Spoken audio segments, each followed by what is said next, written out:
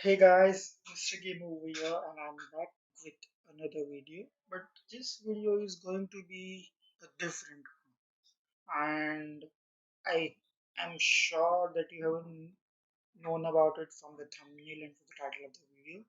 So I just want to say, spoiler alert, there will be lots of spoiler in the game. If you haven't played the game already and are planning to play the game, then I would suggest you to play the game first and then watch this video, or you might have different experience than what I and other players did when we played the game. So my suggestion is play the game first and then watch the video. So now for remaining all of you, let's get started. So Resident Evil has always hold a special place in my heart. And so let's talk about Resident Evil Village now. So the game picks up from where it left off. So after a few years of Resident Evil 7, Resident Evil 8 begins. By the time between the time of Resident Evil 7 and Resident Evil 8, the Winters family, which is Ethan Winters and Mia Winters, are now in Europe, and they have moved out of Louisiana, and now they have a daughter named Rose. She's almost a year old infant, and so you may find many of the Easter eggs of Resident Evil 7 in the first few minutes of the game. Like you would find that wobbly head which we used to destroy with knife in Resident Evil 7. Game picks off at a very slow pace. You are basically deserted in the chilly area of nowhere in the middle of night. So you grab yourself and you start to move out slowly in order to get your daughter back. While doing so, you realize that you have walked into a deserted village. So you explore to find more survivors or more people.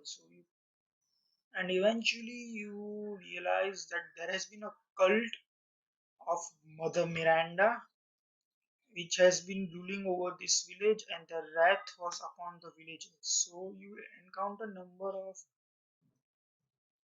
zombie looking creatures which are recognized as lichen, and so they are basically villagers which were trapped and they eventually turned into zombie-ish creatures, and so they will attack you eventually. Now let me say Resident Evil 8 is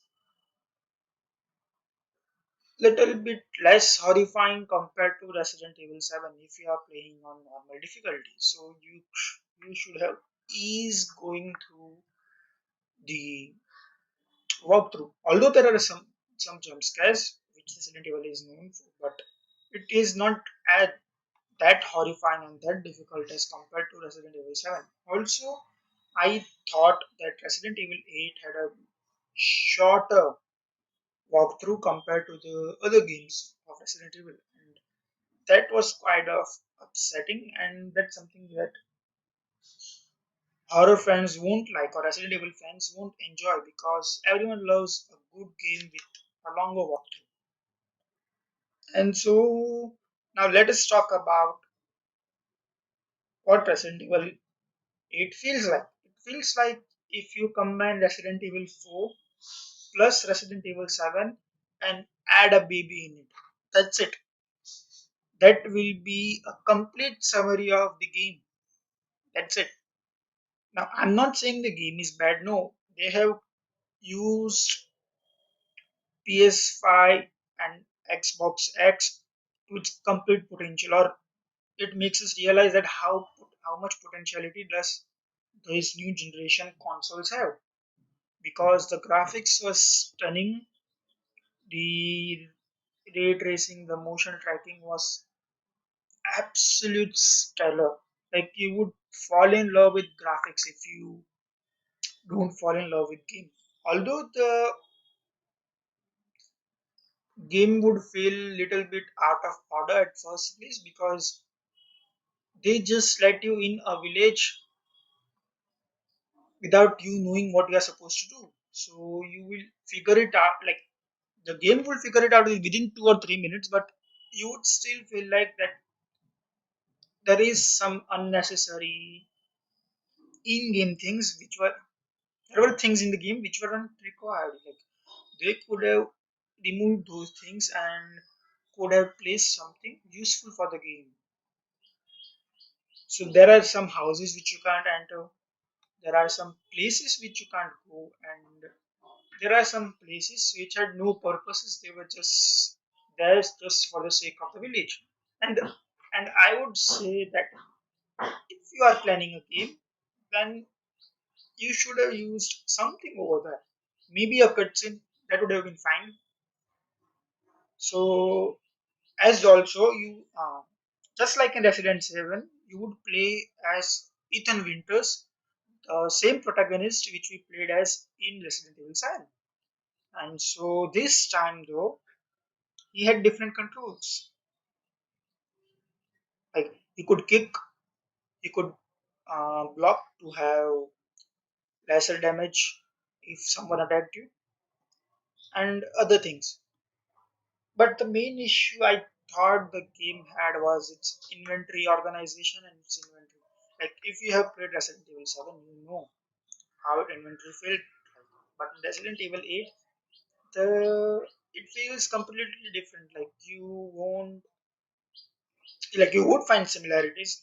I'm not saying they're not similar, but weird controls. Like you need to press medkit twice to prepare a medkit or something like that. That's what I'm trying to say. And so, as usual, the game is entirely first person. And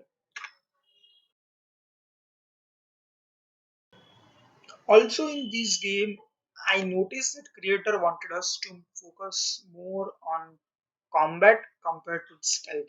So there is a little space where you can stealth in Resident Evil 8, and you need to fight more. That's what I'm trying to say. They have designed the game such a way that you would feel that you are fighting more compared to the Resident Evil 7, and I get their purpose. Like they wanted us to experience more of the horror. But one thing which made the game so much easier was merchant. Yes, now you can find a merchant in Resident Evil 8 where you can upgrade your guns, buy ammunition and other kind of tools, and sell your valuables, which you will find along the game. So you can upgrade the game, and they have introduced snipers, which I thought would be bit of an overpowered situation because we all know how good snipers are. And so this merchant kind of ruined the game because you could easily now upgrade the guns if you play enough and kill enough lichens because they drop crystal heads and different kind of tools or valuables which you can sell and the currency like the lay, it's the currency of the game and you can easily upgrade damage or ammunition or fire rate, what you like, whatever you like according to your will, and can use it. Although I would suggest you to upgrade damage first because at first Lycans would be very hard to kill. But once you upgrade the damage of your handgun, they would be so much easier to kill. And pro tip, shoot a Lycan in the leg, they will trip, and then use your knife to save the ammo and to save the first aid kit. So now let's go to the rating part of the video. Now I think despite of the ups and downs, I think the game was worth the wait. If they told me I was supposed to wait for 2 years and they would have given me longer gameplay or more horror, I would have waited because Resident Evil Village is not that bad. Like it's bad because it has less horror compared to Resident Evil 7, but The gameplay and the walkthrough was stellar. You would feel a satisfaction when you complete the game, and that's what you need. Like, that's what they did in Resident Evil 7, and that's what they did in Resident Evil 8. And so I think they have succeeded in the making of game. So I would rate the game 4 stars out of 5. Yes, 4 stars out of 5. As I said, game could have done few things much better, but let's keep that aside and enjoy the game. Why? And the one of the reason why I gave them the 4 stars were, in this beginning of the game, Ethan would say that they have joined military defense academy to defend themselves from this kind of situation if it ever happens again. But in the walkthrough of the game, you would find multiple cutscenes where you would feel that Ethan is just a helpless body who don't know how to escape through such situations or how to escape through that kind of situations, and that kinds of makes game a little bit hypocritical, I would say, and unrealistic damage taking. Of course, Ethan had been taking damage which would have been unrealistic in any other human body. Like, you die at the first hit, and he just keeps on surviving those kinds of it. And that makes it somewhat. But I guess it's a game, right? You can't judge them based on their reality skills. Or it's a horror game, which itself is a fantasy. So that's it for the video, guys. I hope you like it, and make sure to comment down your rating below, and also make sure to like this video if you enjoyed, and subscribe to the channel if you want to see more content like this. I will be diversifying my content over the period of time, and will make you the most enjoyable content you guys have ever seen in YouTube, and that's my promise. So that's it, guys. See you in the next video. Till then, goodbye. Peace.